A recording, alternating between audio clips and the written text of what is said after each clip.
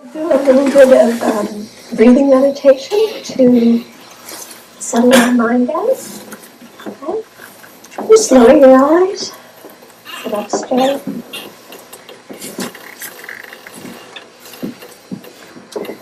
Observe your breath.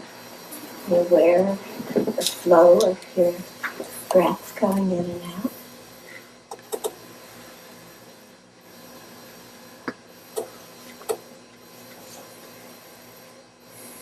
And be aware of each breath as it happens. Be interested in it.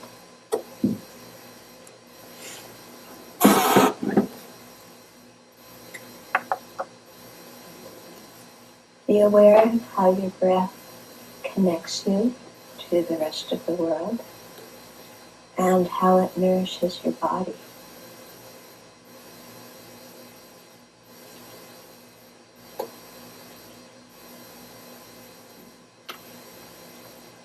We'll have a few minutes of silence where you can continue to do this. And as you observe your breath, let yourself be totally content to be doing what you're doing, sitting here and observing your breath.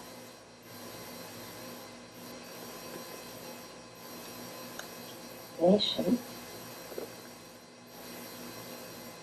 And think that we're here to learn and share this evening so that we can actualize our potential. So that this wonderful human potential that we have can come out from behind the clouds of our ignorance and radiate. And may it radiate for the benefit of each and every living being. So as we take our baby steps and our giant steps along the path, may we hold in mind very firmly that we're doing this not simply for our own benefit, but because we're intricately interrelated with everybody, that we're walking the path to enlightenment for the benefit of all beings.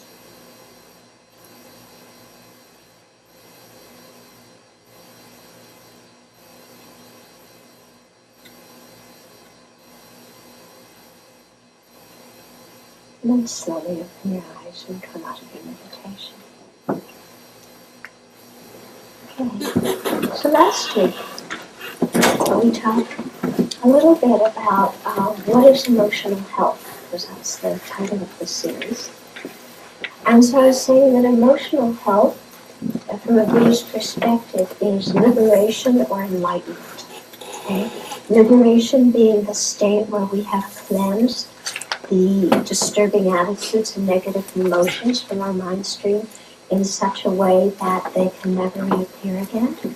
And enlightenment being where we've done that, and in addition, we've cleansed even the subtle obscurations and especially the subtle self-preoccupation from our mind stream, so that then we have all the full capacities to really be of the greatest benefit to all beings. Okay, and so emotional health isn't defined just in terms of having a happy life and being what we call a well-balanced person, even though I'm not quite sure I understand what that is. Does anybody here understand what it means to be well-balanced or normal? I find those very interesting words. And what is the difference between well-balanced and normal and conforming to society? Or are they considered the same thing? And if to be well-balanced and normal, all you do is conform to society, then what happens to people like His Holiness the Dalai Lama, whose whole lifestyle doesn't conform to society? It's an interesting question, isn't it? Yeah? And how much we live our lives trying to fulfill the expectations that we think other people have of how we should live. Did you get that? In other words, fulfilling what we think they think we should do. And a lot of our life is actually lived with that kind of motivation, isn't it? Yeah. Well, we're terribly concerned about what other people think about us. And it really permeates, so much of what we do at all different kinds of levels, gross levels, subtle levels.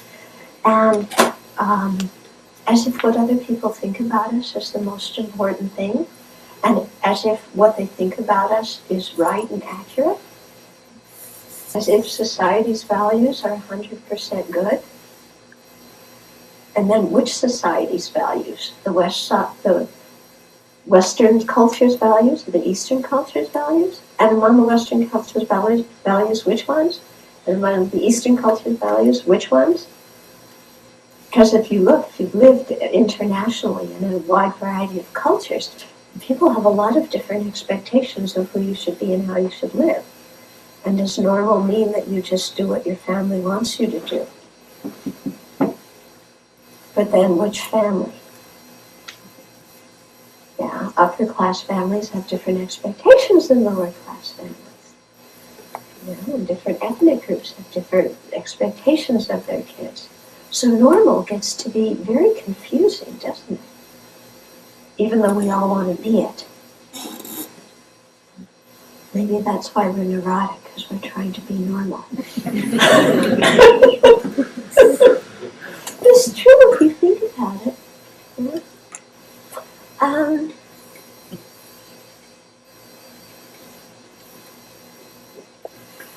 Okay, I better, before I go off on that tangent, I better stick to the topic I'm supposed to talk about. So we're going to talk about emotions, okay? So what is an emotion? I don't know. From a Buddhist viewpoint, there is not, get this, there is not a word in Sanskrit or Pali or Tibetan, I don't know about Chinese, but there's not a word that translates as emotion. Is there one in Chinese? No. There are too many. Yeah. But what we consider emotion? I mean, can you imagine cultures that do not have a word for emotion? Think about that. Is there a word in Spanish? Emotion? Yeah? Okay. Yeah. But it's interesting. Cultures without a word for emotion. But anyway, during one of the Mind Life conferences where they had some Western scientists in dialogue with His Holiness the Dalai Lama, the scientists were defining emotion, and what I gleaned from it was that in the West we consider emotion having three parts. One is a physiological part, in other words, what's going on with your brain synapses and your GSR and all these other things.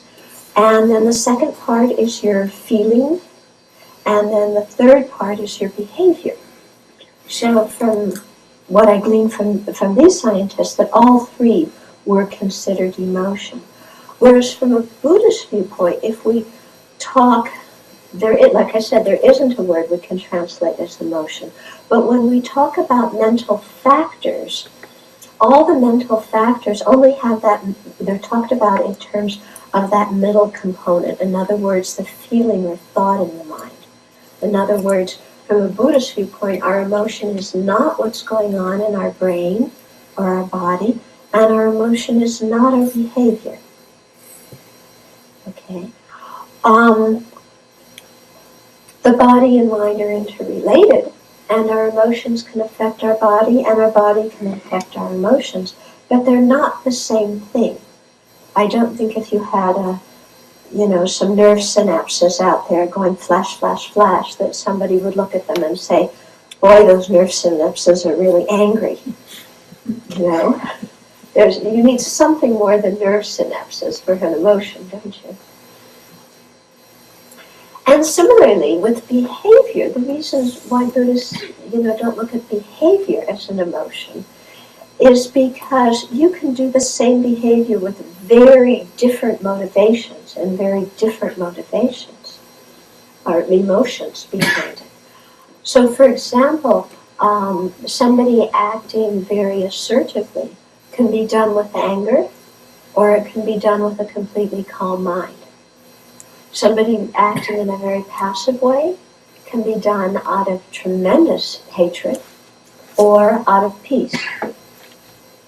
So we can't really know from the behavior always what the motivation is and what the emotion behind that is. So from a Buddhist view, we'll look at the mental experience when we talk about emotion. What is that? What's going on there? Also at this conference, what was interesting in talking about emotions was that, like I said, in the Buddhist world, we don't have one word that translates. We talk about mental factors, but the list of mental factors that we have, the principal ones, some of them are emotions and some of them are more attitudes or views. Okay. So some of them might be emotions such as hostility or clinging, jealousy, arrogance. But then others of them under the same list are views. For example, what we call self-grasping, grasping at an I that's really solid and existing under its own power. Or views we have about the world and what exists and what doesn't exist. Okay? So all of those are completely intermeshed with the emotions in the same list. And these scientists were very perplexed. It's like, where in the world did you get this list? And those of us who are Buddhists just take it for granted because we kind of studied it from the beginning.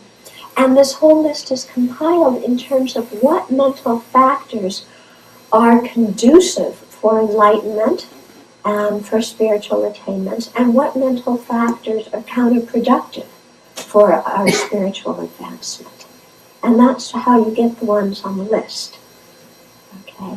So it's totally defined in that way. So it was very interesting for the scientists, for example. For them, friendship was an emotion.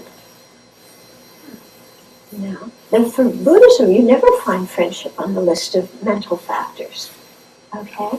Or happiness was an emotion for the scientists.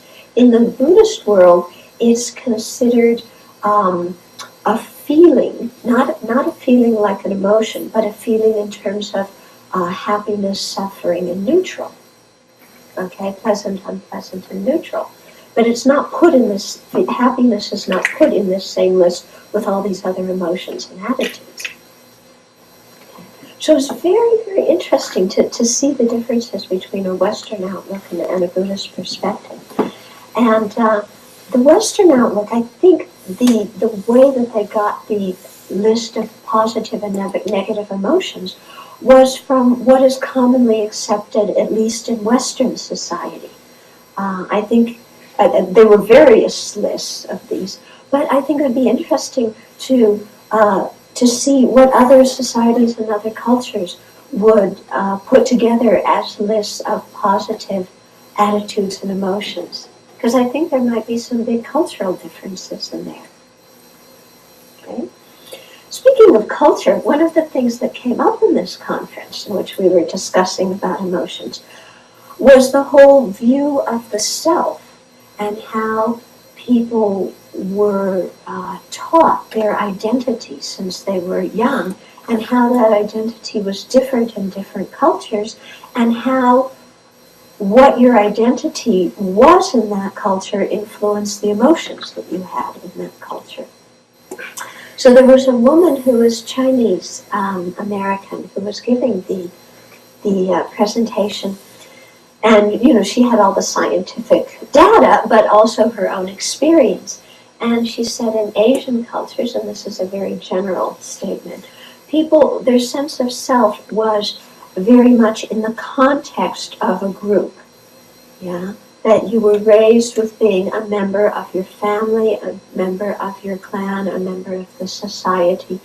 And the values you were taught as a child was very much to have loyalty to this and to not disgrace your family or your group.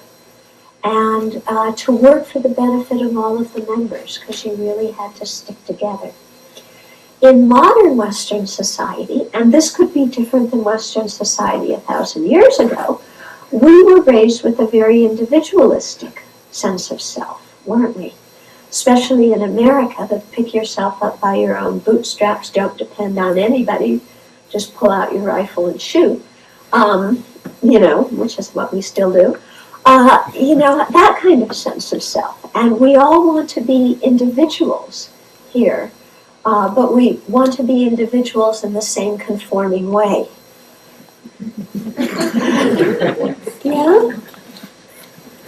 I mean, you want to be an individual and, pierce here and pierce here and pierce everywhere, but, so you want to be an individual because you're not going to be like your parents, you're going to pierce your body, but you've got to pierce your body in the same place as your friends do. I mean, you don't want to have a piercing where nobody else has one unless you're the first one and it's going to be a fad. Okay. So we very much want to be individuals in the West, and we're raised with this idea of being best. Yeah. And I'm not so sure that this feeling of being a best individual is so prevalent in Asian cultures. Because this woman who was giving the presentation was saying that the difference in the sense of self that she was raised with came out at her high school graduation, where the principal was praising each of the graduates. And all the Euro-Americans, when the principal were talking about them, were like this, beaming, here I am, look how wonderful I am. And the Asians were taught that when somebody talks about you, you look down. You're humble.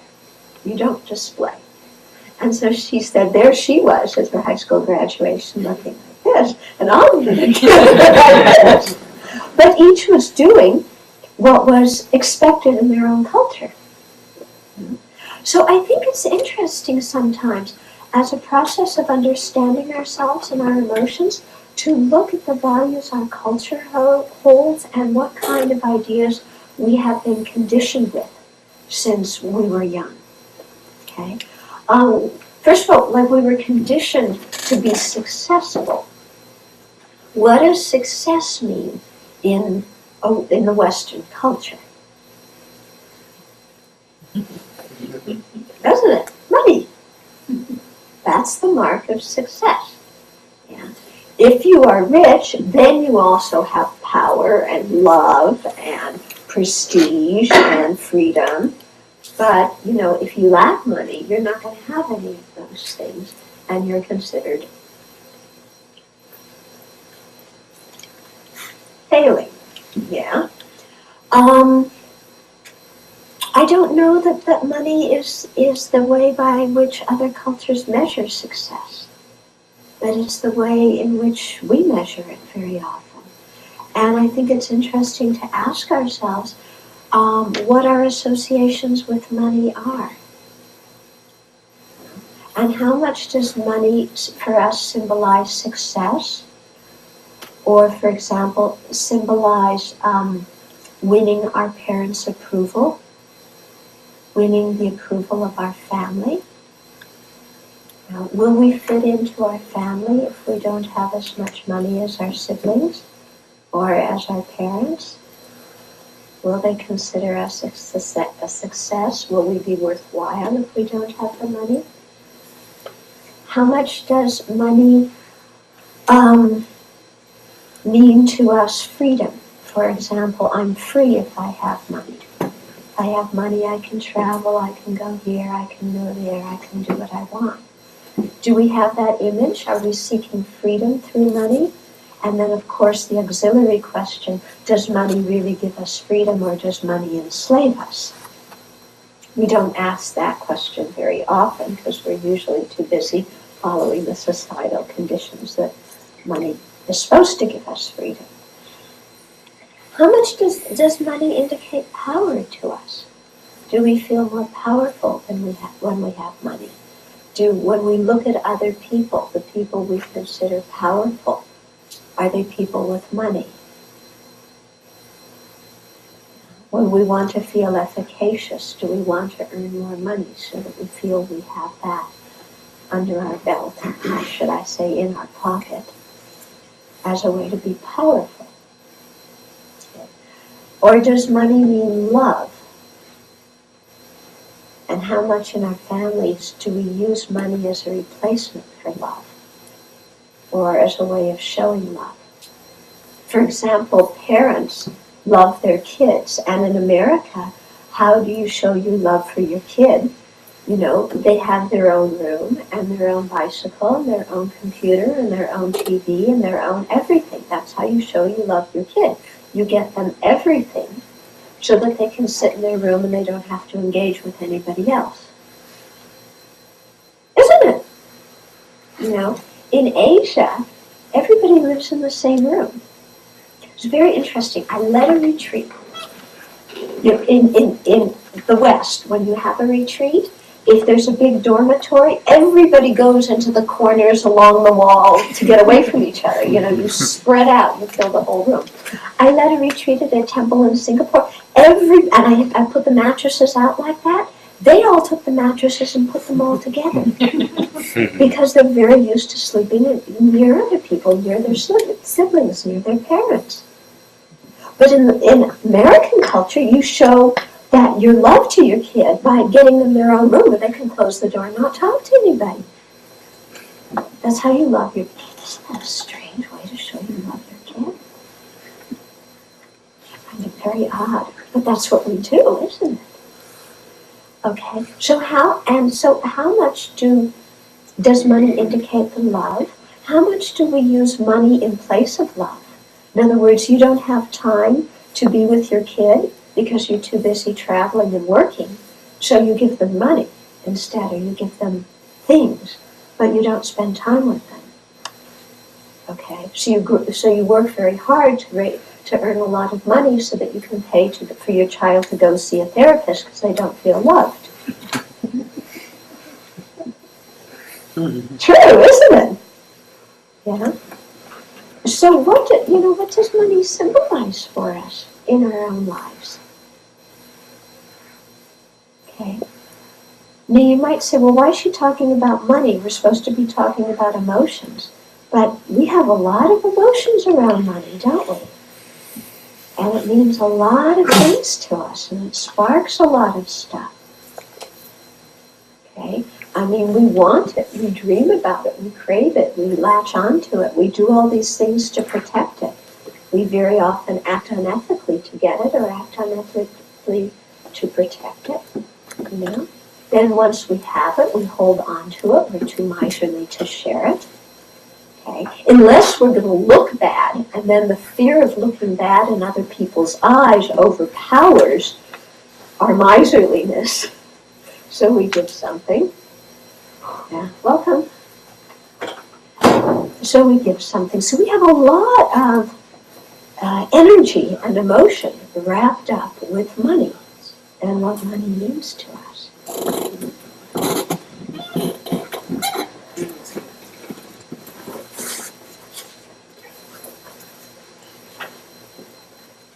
So this is a very useful thing for us to investigate.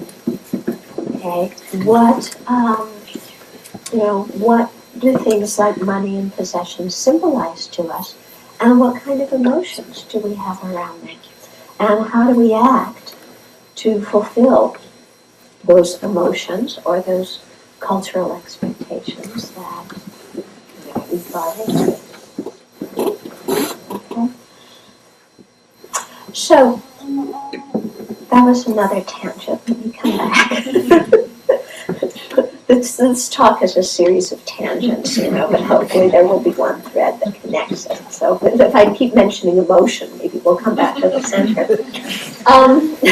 So are there positive and negative emotions, or beneficial, non-beneficial emotions, realistic, unrealistic emotions? From a Buddhist viewpoint, yes, there are. Okay?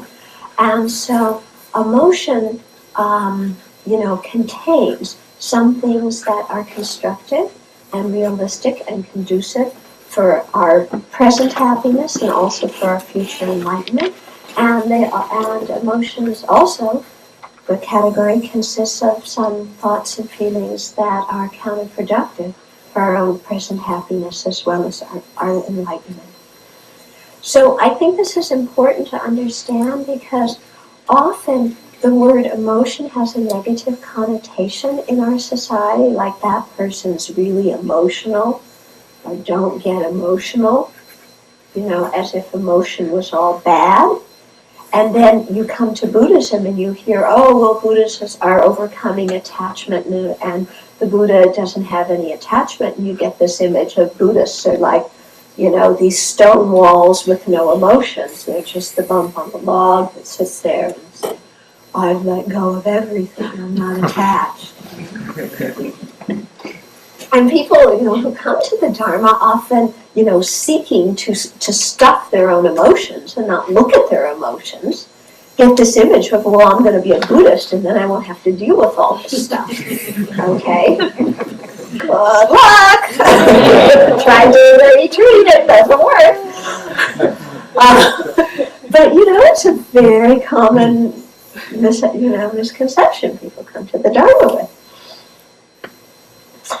Okay, so, and the question came up once at one of these Mind Life conferences, when we were talking about emotions. One of the scientists asked His Holiness the Dalai Lama, does the Buddha have emotions?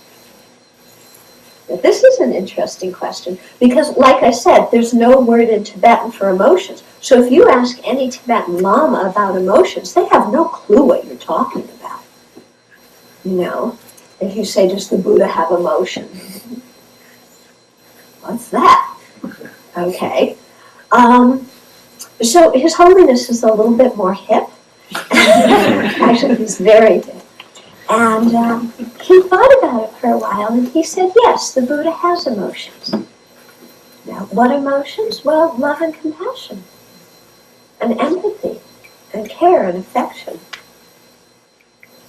Okay?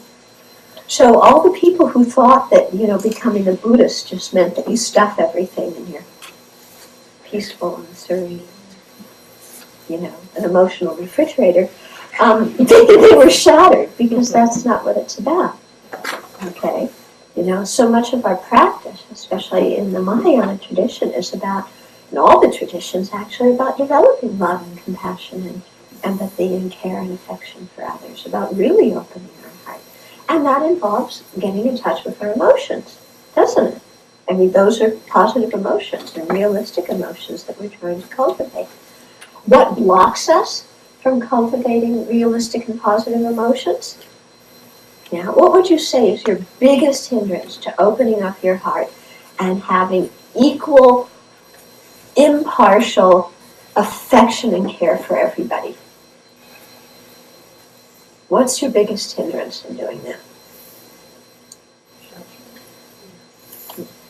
Judgment. The way we judge things. Okay, judging people. Yeah. What else? Fear. Self-centeredness. What we call self-cherishing. Fear. Fear. Interesting. Other people get on my nerves. Yeah, you're just down on my nerves, isn't it? Let's face it. How can we love all these jerks? So what emotion is that feels people get on our nerves? What are we feeling? Anger, irritation. Anger and irritation, isn't it? Yeah. Okay. So we have an interesting array there, don't we? Okay, judgment, self-centeredness, fear, anger and irritation. Big obstacles to really opening our hearts towards others. Do you think that when you look at those four, and there's probably more, but just looking at those four, is there some common thread about all of them? Some common thing that they all share?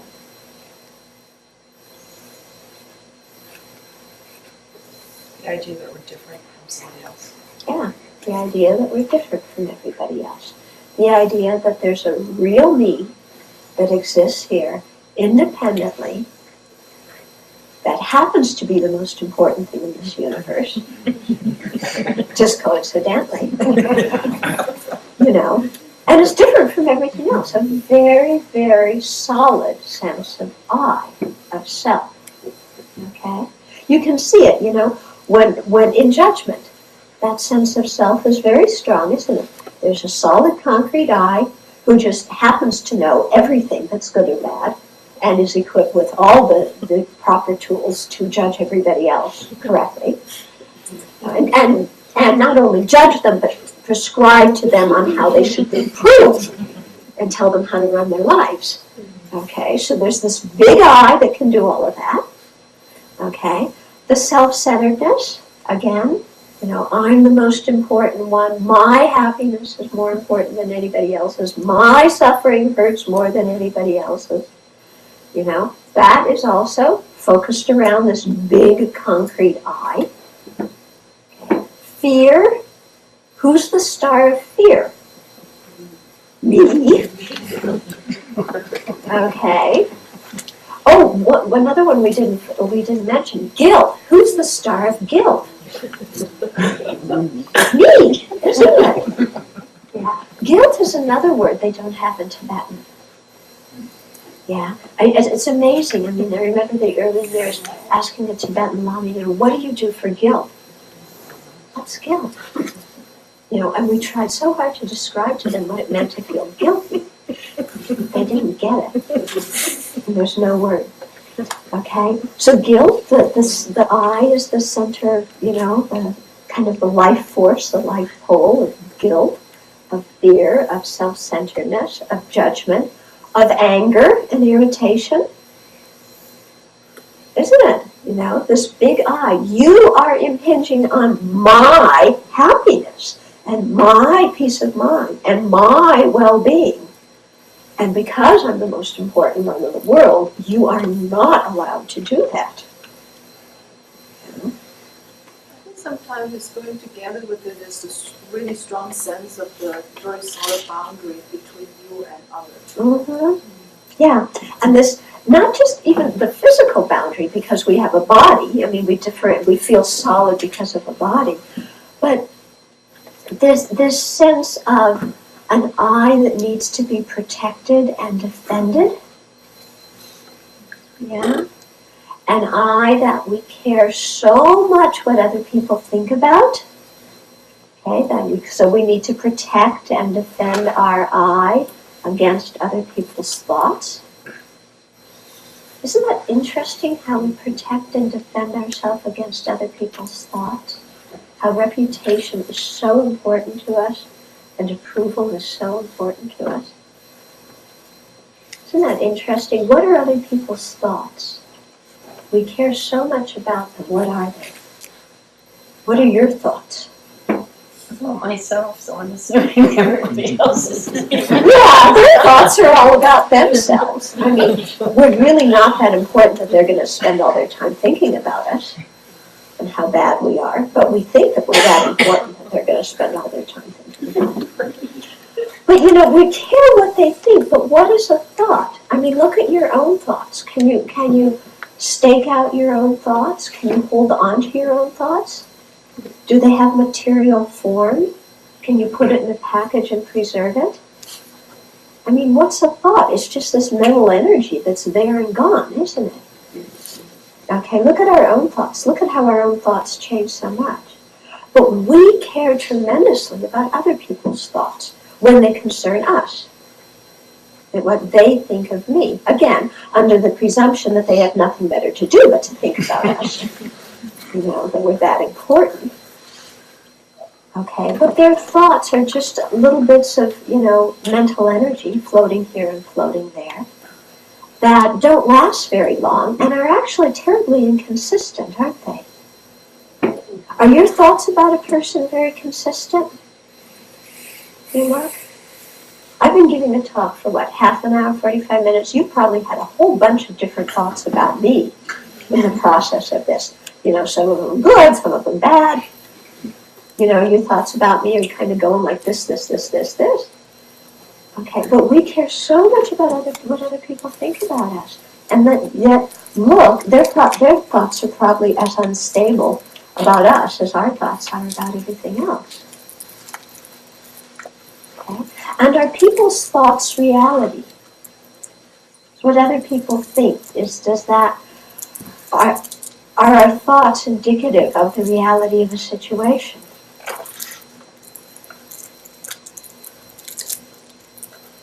Yeah, what do you think? Do you think your thoughts are mostly indicative of the reality of the situation? Not very, are they? You know, most of our thoughts come through this framework of I. Yeah? And so they're all about me. They're not really very objective and realistic describing the situation, because they're all filtered through me, I, my, and mine. And so other people's thoughts are all filtered through their me, I, my, and mine. Not very realistic or long-lasting, and yet we care so much about them. Yeah, think about it a little bit, because sometimes, we like to pretend that we don't care very much about what people think, but be aware of your actions and how you cater things or how you say things so that other people will like you. And when we become Buddhists, we're very good at masking this, because now we are very kind, considerate people, because we're bodhisattvas, and we genuinely have exchanged ourselves for others, and we're acting so sweetly and so wonderfully because we have real love and compassion, because we're Buddhists, right? And lots of new words to describe how caring. Right, yes, you got it. There's lots of new words, categories of compassion even. We have it all. But it's really interesting to stop and look and really evaluate what really is our motivation. Are we actually caring about the other person? Or are we caring about our image and we want to look good? We don't want to look like we're crummy Buddhists. Come on. We want to look like we're good, sparkling, cheerful, wonderful, compassionate Buddhists, so that other people will think very well of us. Yeah? So the real motivation is self, isn't it? Yeah, I want other people's approval, therefore I'm going to do what is accepted in the Buddhist world that you do so that you look compassionate. But our motivation isn't really compassionate. This thing about approval is so sneaky and so deeply rooted. They talk about these great meditators who go up into the cave. Yeah, they live in a cave. Imagine that, a cave. You know what Wisconsin winters are like. Live in a cave, live in a cave, eat very little food, very poor quality food. And we think, oh, that's so awful, and sleep on a hard floor, not nice comfy bed with, warm comforter like we sleep on. And we think, oh, they've given up so much. Yeah, what incredible practitioners. But actually, the great masters say that part is easy. Yeah, what's really hard is being up in your cave and not having your mind think about the people down in the town who are thinking about how wonderful you are because you're so ascetic. Really, they say this in the text, that the most difficult thing to give up is is your reputation and this wish for praise and approval from other people. This is no small thing. We hide it. But if we look, we are, or maybe I should talk personally, not generalize and assume that, but if I look, my whole life practically is run by this. Making sure that I look good to whoever it is I want to look good in front of. Okay, and masking it with all my Buddhist paraphernalia and language. So, you see, it comes back to that center life force, that self-centeredness, that idea of there being this hard, concrete I that has to be defended and protected and made to look, wonderful, so that it can be happy. Okay. From a Buddhist viewpoint, This I that we're trying to defend and protect, that we think is so real, does not exist. Try and grok that one. Okay. This center pole of our whole life, the center pole of, all these things that are preventing us from opening our hearts to others in genuine care, does not exist. The thought, the emotion, the feeling, the attitude, the view, grasping it as existent, that view or thought or emotion exists. But the object it's grasping at, there's no such thing. Then we're going to go, oh, come on. I know that I exist. I know I'm a separate individual. I feel a big I. And we feel it very strongly, don't we? But just because we feel that there's this big I there, doesn't mean that it's actually there. Okay? It's kind of like somebody who's had something amputated. And, they say that amputees, like if your hand's amputated, you still feel like you have it, even though it's not there.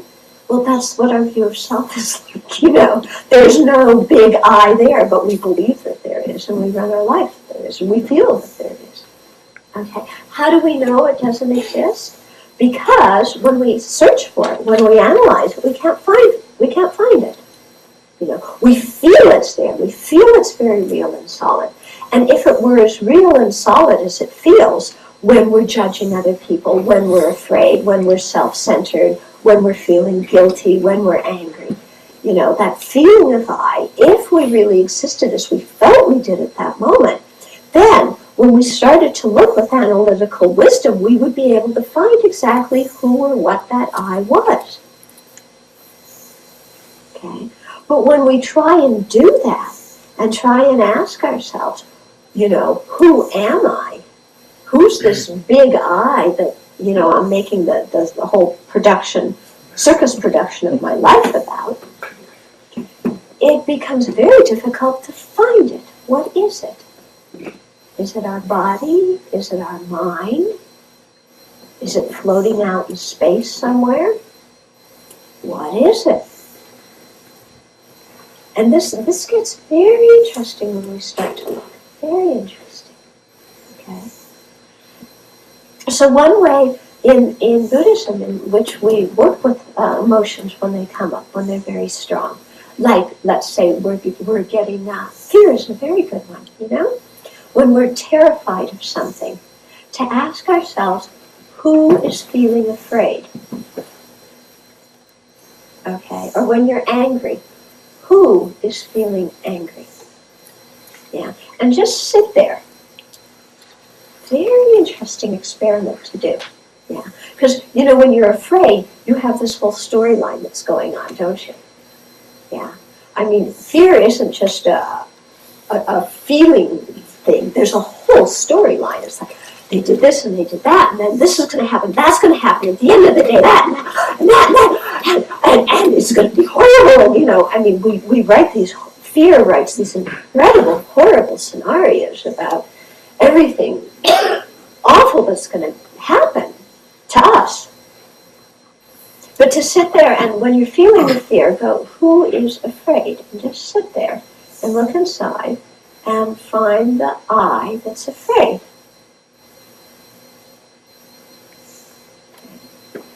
Or when you're really angry, like you just did something and somebody really owes you a thank you,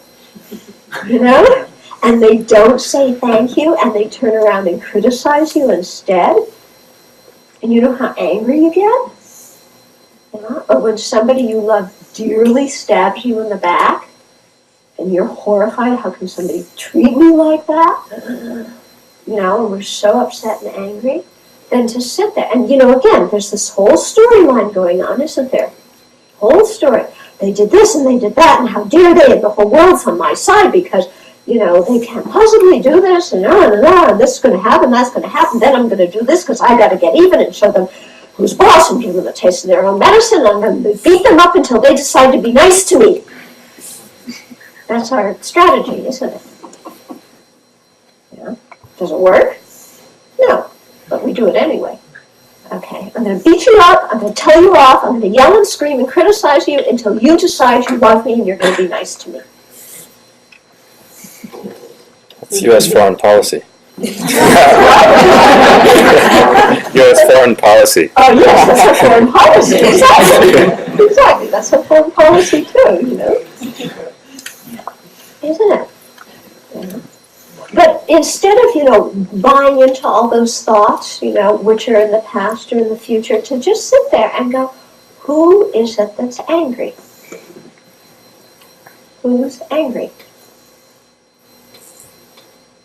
Yeah. Very interesting. See if you can find the I, the self, that's angry. It's actually difficult to stay with that question because our mind is very habituated into jumping into the story about it. And I think this is one of the reasons why we have so much difficulty working with our emotions is we get so addicted to the story that we can't stop the story long enough to actually ask ourselves if the story is true. Yeah? Have you noticed, how many of you have ruminating minds? Your mind ruminates and stuff on stories? Yeah? You have 2 of them, 3 people stand for that. We should be honest, we do have lots of ruminating minds. And we do, we just sit there and we go round and round and round. We analyze it. Have you ever noticed there's a conflict with somebody? And when there's a conflict with somebody, we all become psychiatrists. Don't we? We psychoanalyze the other person. They're borderline. They're borderline, therefore it's not my fault. Right? Yeah. They're depressed. They're hyperactive. They're schizophrenic. They're this. They're this.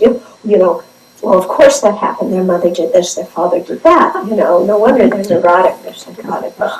We give them a label, don't we?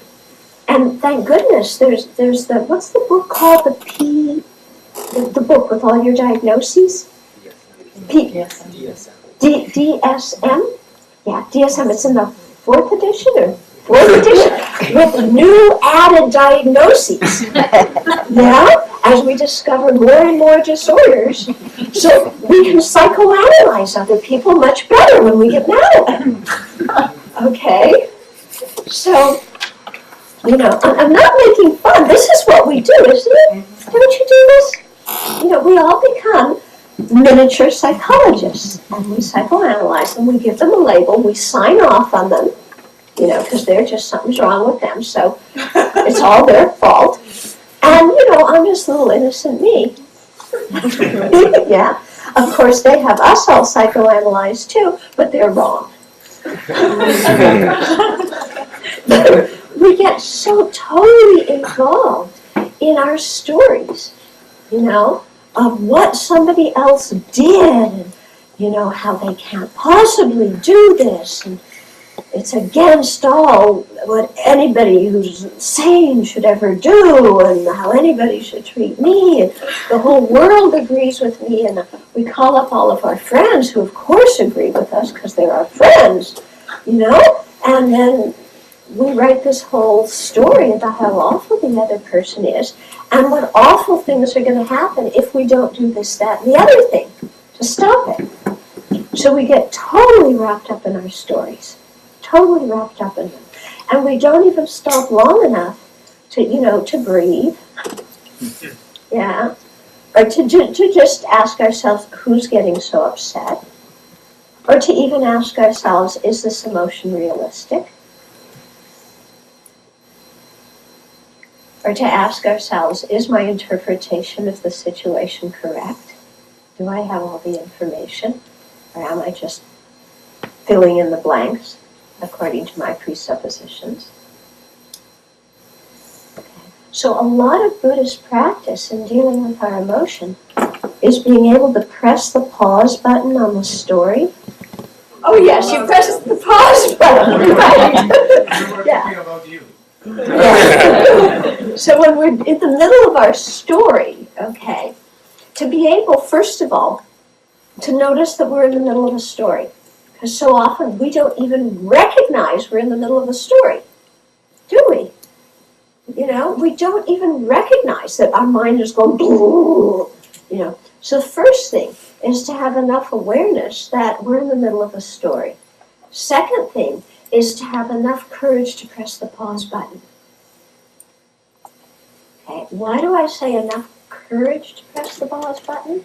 Because we are so addicted to our stories that sometimes we're afraid that we don't know who we're going to be if we stop the stories. Okay? If I stop the story of being, you know, so-and-so who was rejected and unappreciated by so-and-so, who am I going to be? Okay? So we are very addicted to our stories. Even though they cause tremendous suffering, we're very unhappy with them. But, you know, we're addicted. So to be still long enough to press the pause button on the story, and then to sit and ask ourselves, how do I know my story is real? And how do I know my story is beneficial? Okay. Or is my story real and beneficial?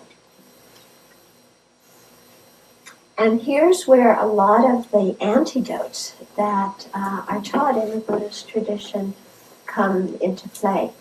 Because when we have the pause button pressed on our story, we look at the situation, but we start looking at it from a different perspective. Okay? So here's, you know, the story of somebody that we were very nice to who talked about us behind our back. Right? Very common story. Happened to all of us, right? Yeah? Everybody had that situation? You were nice to somebody and they talked bad about you behind your back. Very prevalent story. But when we've had it, we're the only ones who's ever had it. Okay? That's the way we feel. Okay, from a Buddhist viewpoint, when that happens, how do you look at it? How do you explain that occurrence? Somebody we were nice to talks bad about us. Well, one of the first ways that we look at it is through our understanding of karma. Okay? Through our understanding of our having done actions, those actions having ceased and left imprints or potentials in our mind stream, those potentials ripening in terms of what our experience is. Okay? This is how we describe. Why do I experience what I experience? Because of this whole process of karma. Okay? So then we start and look. You know, we go into the text and they talk about, you know, when people talk bad about us behind our back, what kind of actions did we do? You know, what kind of thoughts did we have that planted that kind of imprint in our mind stream so that we face that situation now? Well, it's the same thing, you know. Jesus said, you reap what you sow, and what the New Agers say, what goes around comes around. It's the very similar philosophy, you know. We clearly spoke badly behind other people's backs. We clearly trashed other people. Is it any wonder now that it's coming back? Doesn't have to be the same person that we trashed, you know, but just the act of having trashed somebody. Anybody here who's never spoken badly about somebody else behind their back? We're very good at it, aren't we? We do it on a regular basis. We talk badly about people behind their back. Why are we so surprised when they talk bad about us behind our back? Isn't that unusual? I mean, we do it all the time, but we're totally shocked. How can anybody possibly do that to me? And yet it's very clear we've put that energy out in the universe. We've put that energy into our own mind stream. Of course it's going to happen back to us. So if we look at that situation in which we feel hurt and angry or depressed or defeated because somebody talked badly behind us, about us behind our back, if we view it through karma, we realize that there's no reason at all to get upset with the other person, because the basic principal cause of this event was created by ourselves, by our own actions. And what attitudes and emotions fueled my speaking badly about other people behind their back? Fear. Fear. What else? Come on. Envy. Envy. What else? Irritation. Irritation. You got it. Is it just irritation, or is it heavier than irritation? Hatred. What else? Arrogance. Arrogance. There's a baseline to all of those, self-preoccupation. Yeah. Self-preoccupation, our old friend, isn't it? Self-preoccupation and that big I. Yeah. So we look and we say, why am I experiencing this? Because of the way my own mind has functioned in the past. I've let my mind get overwhelmed by self-preoccupation, fear, envy, jealousy, arrogance, hostility, anger, hatred, rebelliousness. I've let my mind get overwhelmed by those emotions in the past. I've acted and said and done things to other people under the influence of those emotions. That's left the imprint in my mind, influenced my situation.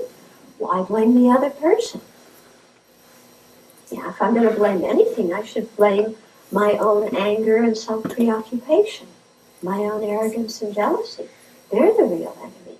They're the real things that have caused me to undergo this horrible experience right now.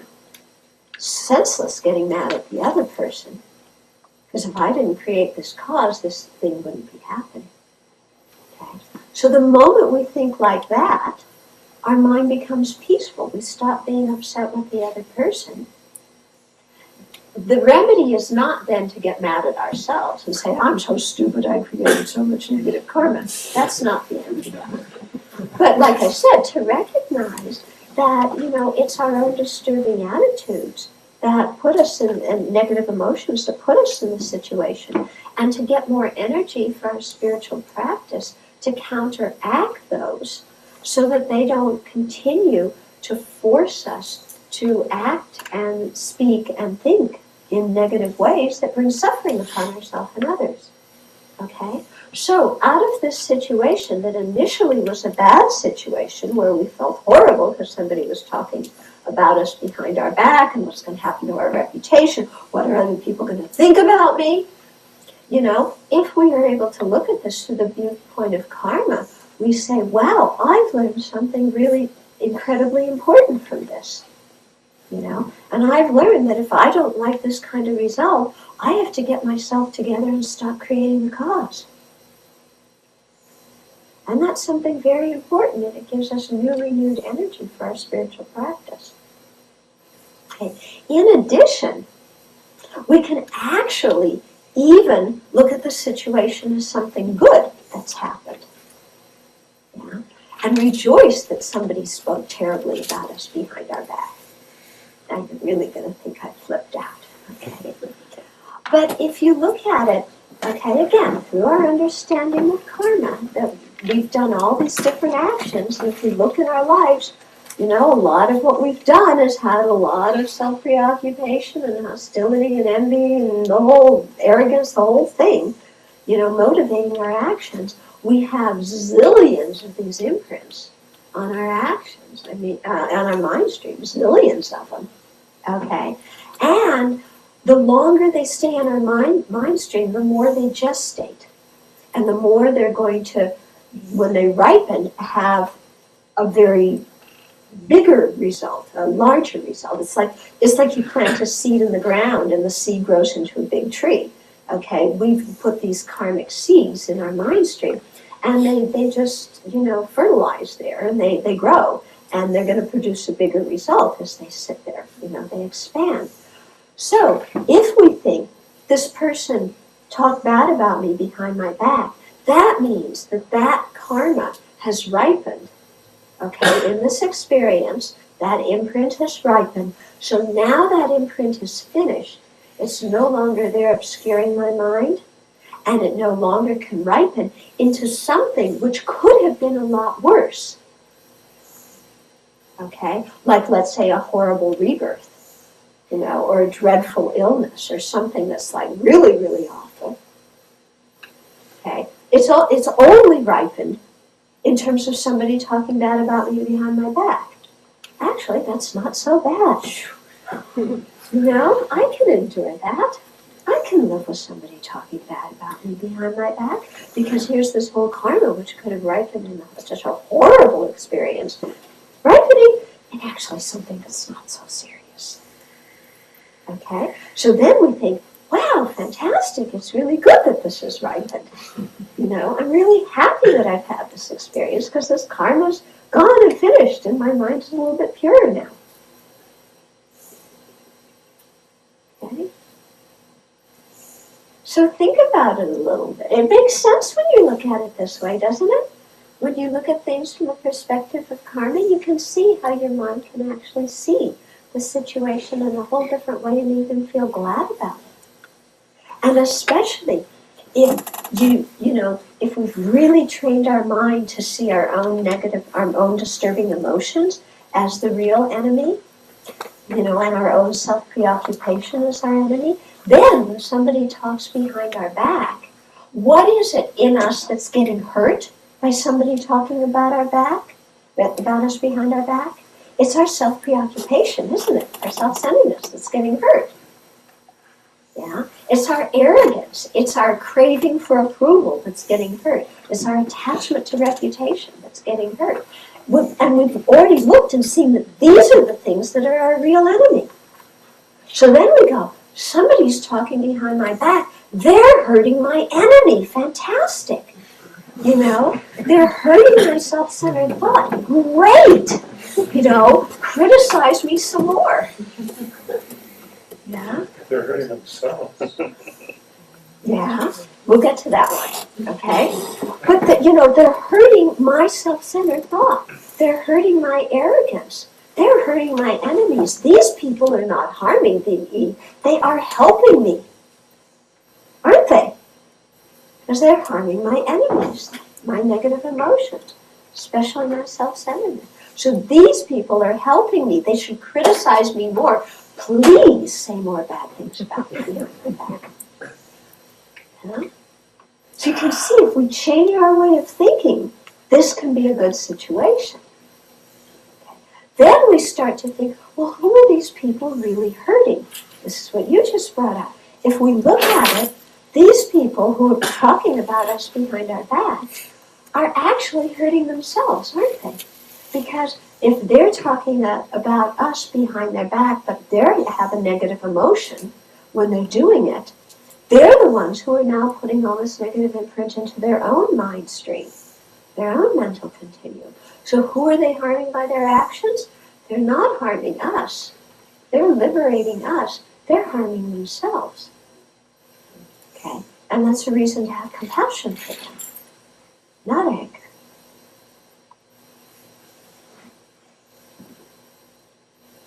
Okay? You tracking it? It makes sense, doesn't it? It makes sense when we're sitting here in this room and that person isn't in front of us.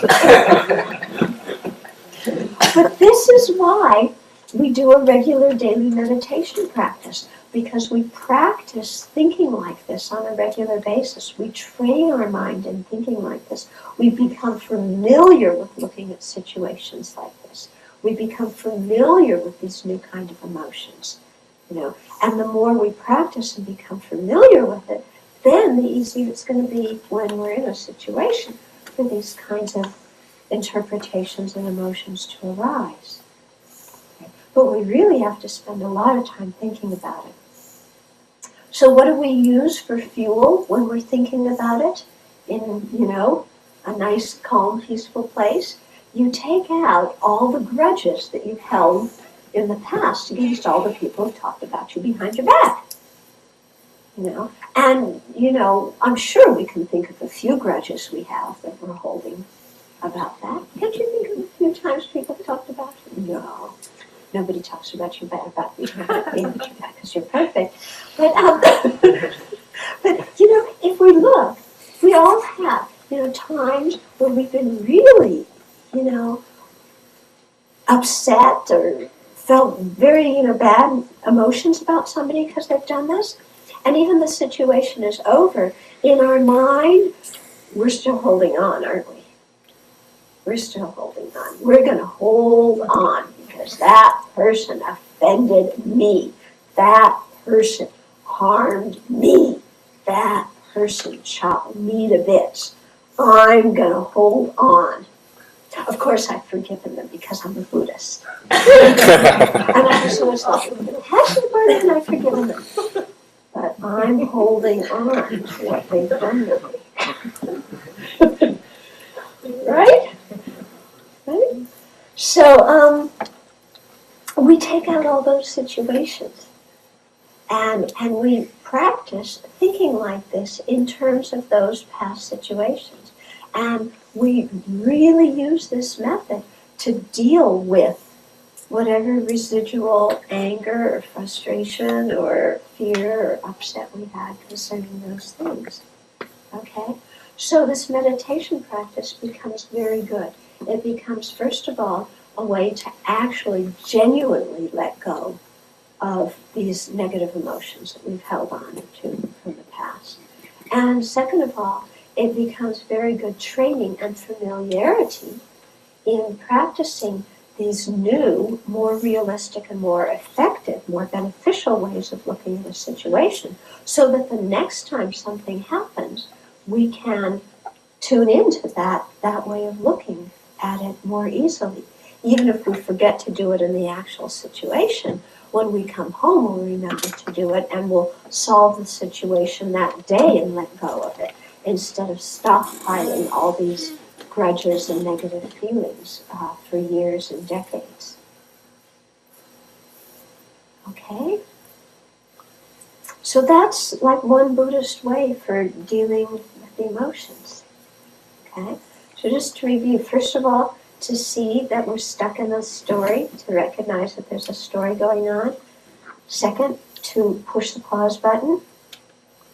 Okay? And then third, to ask ourselves, is this story realistic? Is this story beneficial? And from a Buddhist perspective, how would I look at it? Or if you don't like using the word Buddhist, because you're not Buddhist, from a different perspective, how could I look at it and understand what happened? And then practice doing that. And if we do this, it actually works, and we need to practice. There's one situation I had with this.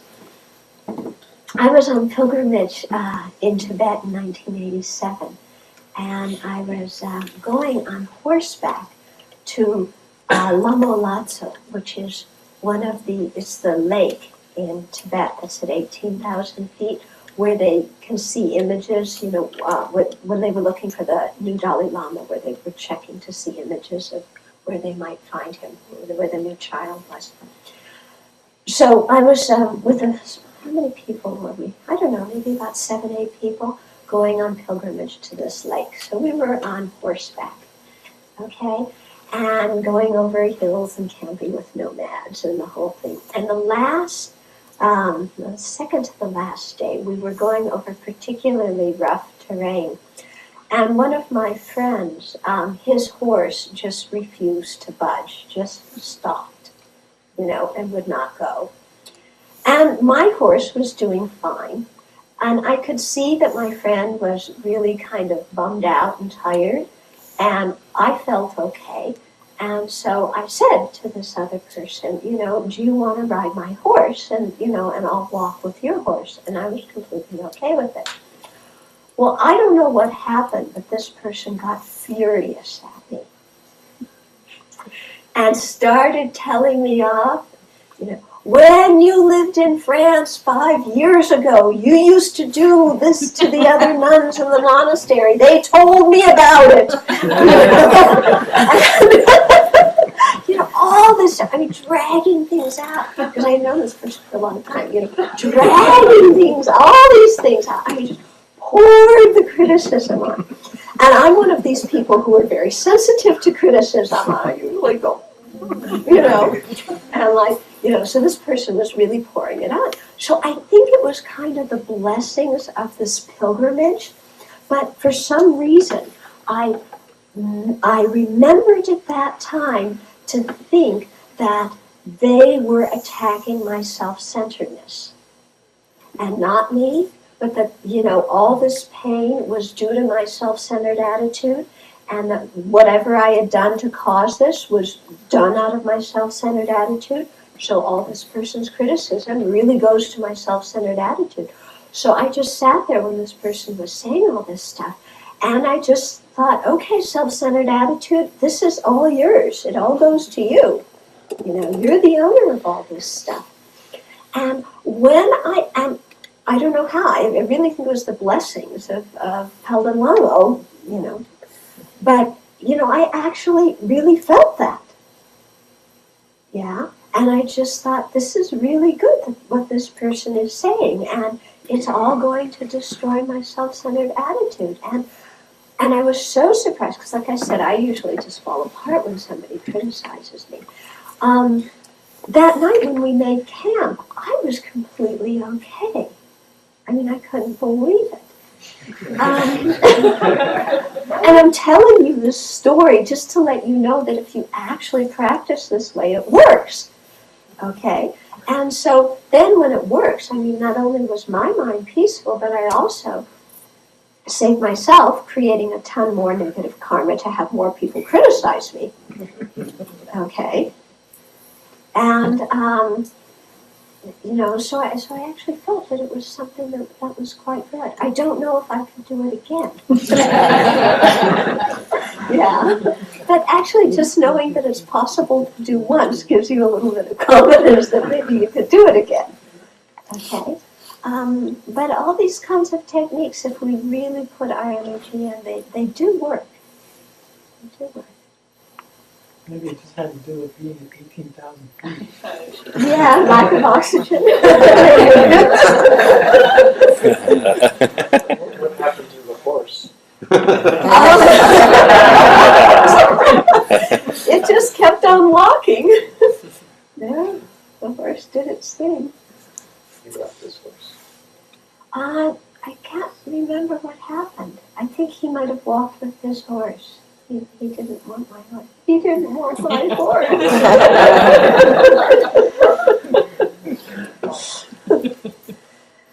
Any comments or questions? Can you say a little bit more about the meditation practice? Is it something that you do daily, kind of like in the morning, whenever you have time, so that you kind of tune your mindset more towards thinking that way, so that when anything happens, at least you can justify it and say, okay, I'm making a story again. Yeah. It's something that I think we have to familiarize ourselves with on a daily basis, and I think this is why her question was, how do you put this into practice, and how do you meditate on it? And this is the purpose of having a daily meditation practice, is that you have a time set aside each day where you spend it quietly and you look at what's going on in your mind, and where you actively practice these different ways of looking at things. And to be able to do that, you have to hear teachings, or you have to read books. So that's why it's good that you come to teachings while you read books, and you learn the ways to do it, and then you practice it.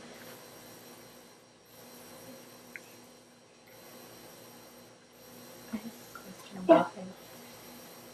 A dilemma that I seem to run into is I feel like when I'm meditating, I shouldn't be focusing. I go back and forth about I want to do the teachings and I want to be focusing in on a part of my body or working on something, but at the same time, then I feel like I'm thinking. Okay, so you're caught thinking. You're thinking that thinking is not what you should be doing. Actually, thinking is fine, and I think one of the things the Dharma is teaching us to do is how to think properly and how to think correctly. So meditation, I mean, eventually, when we want to go non-conceptual and stop thinking, but in order to, for example, understand the nature of reality, we first have to hear teachings, which we hear through words and concepts. Think about them. We're using words and concepts. Yeah? So it's a very common misunderstanding about meditation that you shouldn't have any thought and you should just make your mind blank. Yeah, blank-minded meditation, it might temporarily alleviate you from certain things, but it's not necessarily something virtuous. Okay, because we could be suppressing a lot of stuff, ignoring a lot of stuff. And also, cows don't think a lot. But we don't really look at cows unless you say, holy cow, as, the exemplars of good meditation practice, do we? Okay? So, I think, in fact, a lot of what we do, the analytic meditations that are taught in Tibetan Buddhism, when we start them out, we are thinking about things and thinking about the Buddha's teachings, not just intellectually and abstractly, but by applying them to our lives. And when we do that, that's when the real transformation happens. Okay? Well, we have to learn these more accurate ways of thinking and feeling.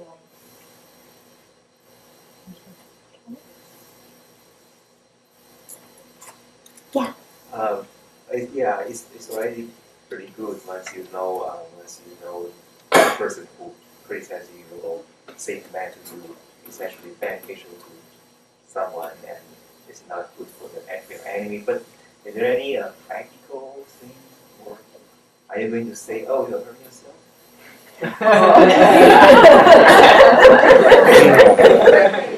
You look out, your karma's going to get you.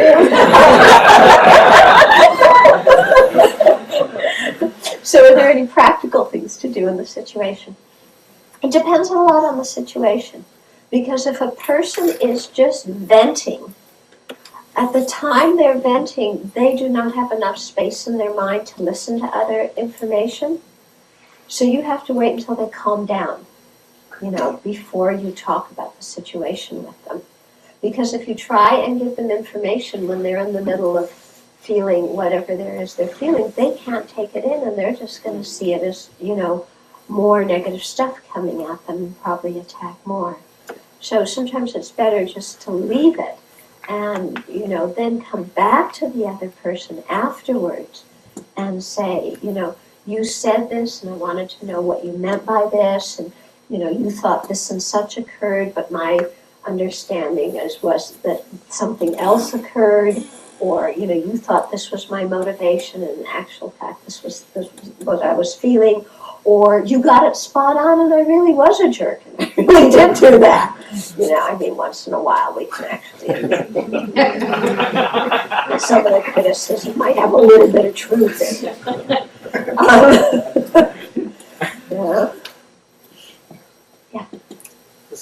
The question of protecting this non-existent self, what about extreme situations, right? Suddenly, what if you're attacked or something, and what is the best response? You realize that there is no self and you just sit there, or should you attack back? That's the natural. Okay, so this non-existent self in extreme situations, like when your life is endangered or your physical safety is endangered, and automatically the first thought you have in your mind is to attack back. And the biologist might say, well, that's evolutionary instinct, what got you, on this planet, and da-da-da-da. It is our first impulse to attack back. And we have to look at what the motivation is. Okay, is our motivation anger? Is it fears of self-centeredness? Okay. Does Buddhism mean that we're not supposed to defend ourselves at all? No, we can defend ourselves. Okay, but the idea is to try and defend ourselves with compassion, which is difficult when we feel threatened because that I, that feeling of I, comes up so strongly at the time. But if at least we have some imprint or, have trained our mind a little bit in trying to generate compassion for the person who attacks, then when we're seeking a method to remedy what they're doing, we're not going to kill them. We'll do what is necessary to stop the attack, but that will be the minimum amount of damage. And we'll begin to think creatively about what we can do when we're getting attacked. Okay? Because the only way to handle an attack isn't by killing the other person. Okay? There's ways in which you can distract them. Distraction can be a very good way to handle conflict. You totally distract the other person. Another way is to try and find some kind of commonality that you have with the other person. Because as soon as somebody feels commonality with you, they stop seeing you as other, and they, the wish to harm you physically goes away. Or if you have to take physical means, you do something that just stops them temporarily. You don't have to kill them out of, total animosity. Okay? So just thinking about this a little gives our mind kind of more open-mindedness on how to deal with these situations. Because I find people love to ask black and white questions, and they always think of the most horrific thing. Somebody breaks into your house in the middle of the night, and they're going to kill your wife and children. What do? I've got to take out my shotgun and kill them. Well, how many times does that happen in your life? And how likely is that to happen, first of all? And even if it did happen, is taking out your shotgun the way that's going to actually work, or is it going to make the other guy take out their AK-47? And, what other ways could you use to deal with the situation? Okay. And if you're going to die, wouldn't you much rather die with a peaceful mind rather than a mind that's having hatred and animosity towards somebody else? So there's a lot to think about here, and we're all going to react differently according to our different level and our capabilities, spiritual capabilities, emotional capabilities. But I'm just trying to say, let's not box ourselves into some narrow way of thinking about these situations. I mean, just to talk about the force of distraction, I heard this great story about this woman who was walking across Central Park, and it was in the evening, and you don't walk across Central Park in the evening as a woman alone. But anyway, she was doing it, and she was carrying some books or some heavy thing, and this guy was following her, and she started, he's like following her, and she could hear him breathing, and she was going, oh, what to do? And she turned around and she said, here, carry these for me, and put these in his hands, and kept walking, and he just followed her. He was so shocked. This poor guy was so shocked that he just carried her books. She got out of the car, took those books back, and bought. Isn't that a great story? Okay. So let's just spend a few minutes silently and think about some of the things that we discussed here and apply them to your own life. Okay.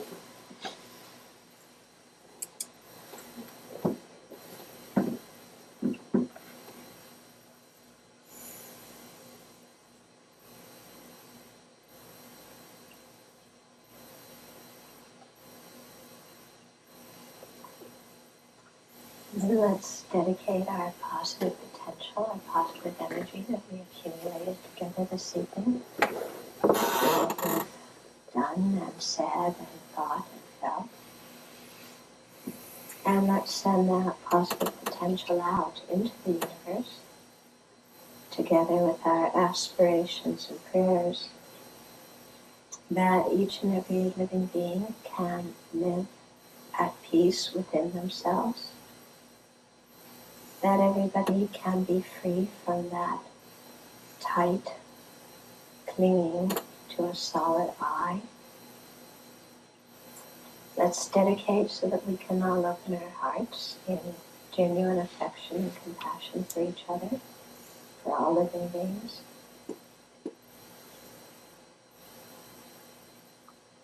And let's dedicate, in the end, ultimately, for the enlightenment and well-being of each and every sentient being.